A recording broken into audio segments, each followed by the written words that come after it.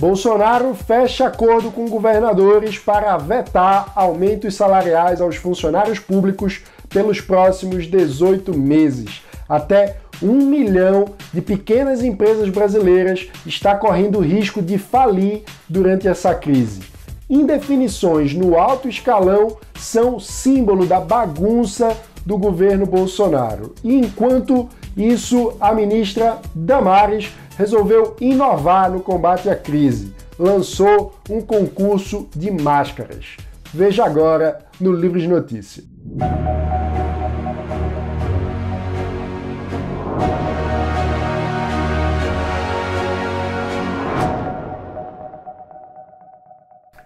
Após seguidos ataques do presidente aos governadores, ontem todos eles se reuniram num raro clima civilizado e fecharam um acordo muito importante para o país: o veto aos aumentos salariais do funcionalismo público pelos próximos 18 meses. A medida recupera a contrapartida que já estava prevista no projeto original do repasse de 125 bilhões de reais a estados e municípios, socorro que já foi aprovado pelo Congresso, mas no momento da aprovação o Congresso desidratou o projeto, passando o benefício e barrando a contrapartida, barrando o compromisso com a responsabilidade fiscal, que é justamente o que agora é restabelecido nesse acordo entre Bolsonaro e governadores. Esse acordo demorou para sair, tanto que 3 governadores se aproveitaram do vácuo, correram para o populismo e concederam aumentos aos seus funcionalismos antes da medida ser costurada e entrar em vigor, o que é um absurdo,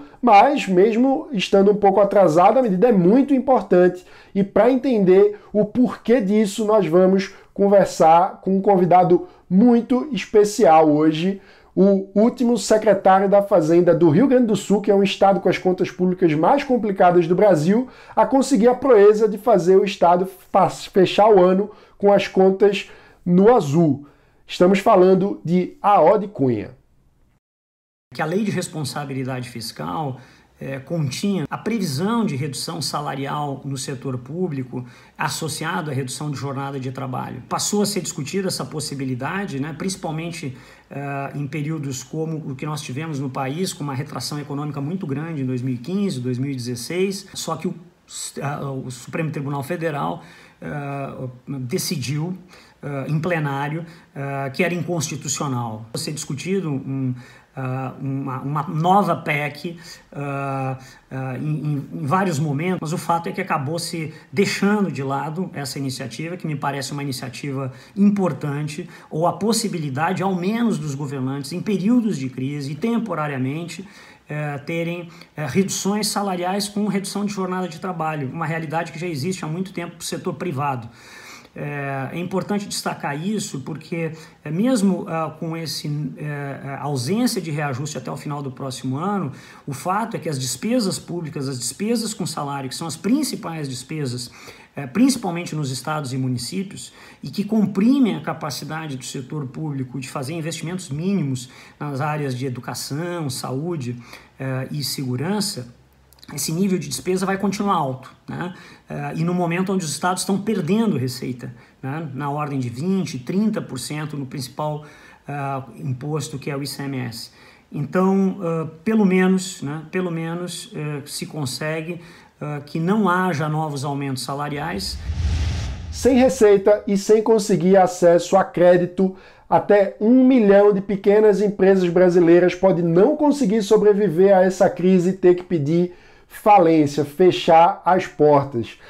Isso é um problema gigantesco e real para todos os brasileiros. E para entender melhor o porquê e a dimensão desse problema, nós vamos ouvir agora o economista Paulo Ribeiro, pesquisador do INSPE. Dada a relevância das micro e pequenas empresas na economia brasileira, que representam 30% do PIB brasileiro, nós estamos falando de mais de 7 milhões de micro e pequenos empresários no Brasil, o impacto da crise atual nos pequenos negócios vai levar a um aumento expressivo do desemprego.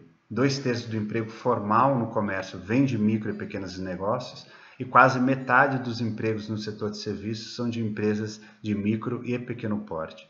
Outra consequência na economia real que nós vamos observar vai ser o fechamento definitivo de empreendimentos. As pequenas empresas elas são mais vulneráveis à crise, têm maior dificuldade de acesso ao crédito e têm menor reserva de caixa. Por fim, nós também iremos ver uma retomada lenta da economia brasileira, uma vez que as barreiras para inovar e abrir novos negócios no Brasil são grandes. O governo inicialmente deu foco em prover liquidez para as instituições financeiras, de forma que elas atuassem na ampliação do crédito.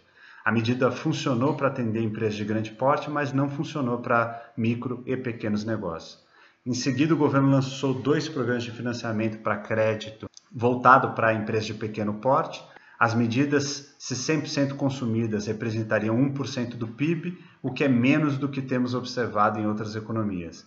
A atuação do governo, portanto, teve alcance limitado e pouca intensidade, seja pela ausência de coordenação para melhor desenho dos programas, seja pelo anseio de anunciar medidas de política de estímulo, quando na verdade as empresas precisam de política pública temporária de sobrevivência à crise.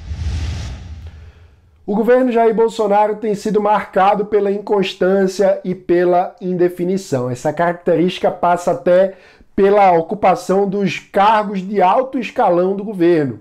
Não preciso nem forçar a memória, basta dizer que em meio a essa pandemia, que é a maior crise de saúde pública do século, Bolsonaro demitiu 2 ministros da saúde, até agora não definiu o novo ocupante do posto. No caso do MEC, vários cargos-chave para a educação brasileira, do ponto de vista da gestão pública, passaram meses e meses a fio, sem definição, sem ter um responsável, e nesse momento o vácuo também acomete a Secretaria de Cultura, após a saída de Regina Duarte. Em comum, em todos esses casos, há o fato de que o personalismo, o capricho do presidente Jair Bolsonaro fala mais alto que qualquer critério de segurança, de política pública. Em comum entre todos esses casos está o fato de que o personalismo, o capricho, a vontade pessoal do presidente Jair Bolsonaro fala mais alto que qualquer critério, qualquer norteador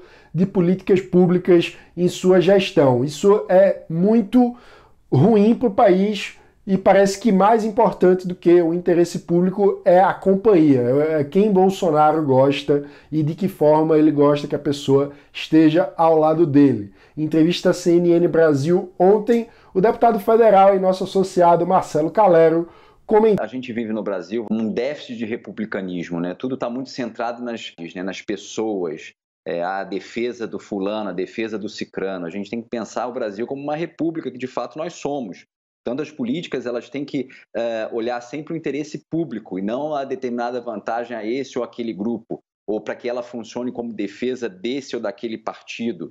Isso não existe, né? No momento que a gente consegue entender que há princípios da administração pública, como o princípio da impessoalidade, o princípio da eficiência, eles têm que governar realmente a condução das atividades governamentais e, claro, o perfil de quem está na gestão, de quem é o administrador. Não conheço o ator Mário Frias e da mesma forma que o Sérgio fez, eu desejo a ele muito sucesso se de fato ele for o escolhido, mas sempre pensando que ele não estaria a serviço do Jair Bolsonaro, do presidente da República, mas está a serviço do povo brasileiro e da cultura nacional, que é muito maior do que qualquer pessoa.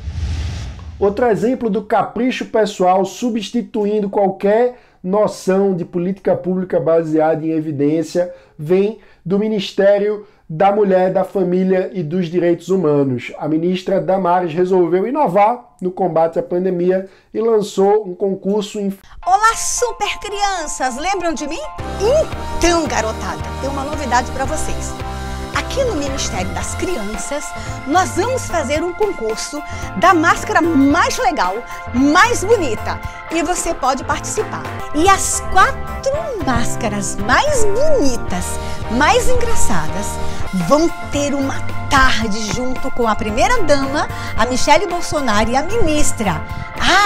E se a criança morar fora de Brasília, vai viajar de avião. É isso mesmo. Você está pagando com o seu imposto por um concurso de máscaras. Ninguém sabe a eficiência disso, parece que não importa muito, mas em tese o objetivo do concurso é educar as crianças sobre medidas importantes no combate à Covid-19.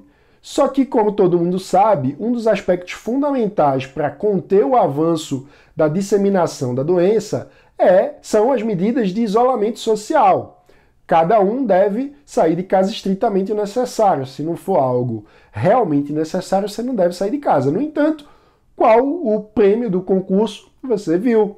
Passar uma tarde com a primeira-dama e a ministra Damares Alves, inclusive viajando de avião e saindo de casa e aglomerando e, enfim, fazendo tudo que não deve ser feito. Preciso falar mais alguma coisa?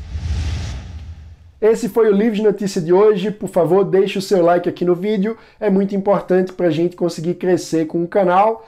E, além disso, vale lembrar que essa sexta-feira é o prazo que foi prometido pelo ministro Celso de Mello para a divulgação do tão aguardado vídeo da reunião ministerial de 22 de abril, que foi apontado pelo ex-ministro Sérgio Moro como prova fundamental de suas denúncias contra o presidente Jair Bolsonaro de que ele estaria interferindo politicamente no trabalho da Polícia Federal. Os relatos falam que tem várias atrocidades nesse vídeo, está nas mãos do Celso de Mello a qualquer momento. Pode ser divulgado, e se for o caso de ser divulgado hoje, que foi o prazo prometido pelo ministro, nós podemos voltar a qualquer momento com um Livres Notícia Extra ao vivo para comentar com você e repercutir sobre a possível divulgação desse vídeo. Então fique ligado, se inscreva no canal e ative o sininho para não perder as notificações, é a melhor forma de ficar por dentro. E, como você sabe, o Livre Notícia, de segunda a sexta-feira, sempre às 7 da manhã, traz para você os principais destaques do dia para quem defende a liberdade por inteiro. Obrigado, bom fim de semana e até segunda-feira ou até qualquer momento se tivermos novo vídeo.